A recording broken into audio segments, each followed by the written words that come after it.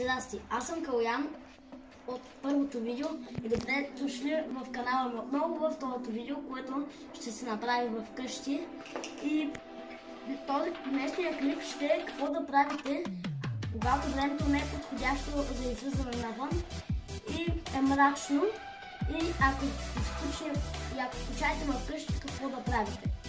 Първото нещо, което може да направите, е да не правите нищо. Пауза.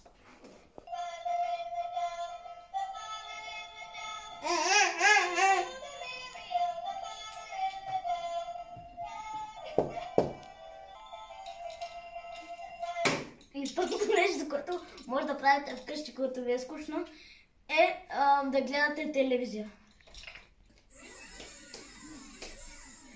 Остава да докажете, че сте прочели книгите с един бърз тест. Готови сме за всичко! И третото нещо, което може да правите вкъщи, докато ви е скучно, е, че можете да звъните на приятелите си. Гледайте сега.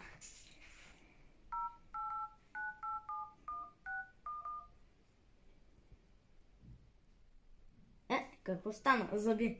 Добре, зъби. Това е пълен провал. Добре, край. И четвъртото нещо, което може да правите, докато ви е скучно вкъщи, е да тренирате.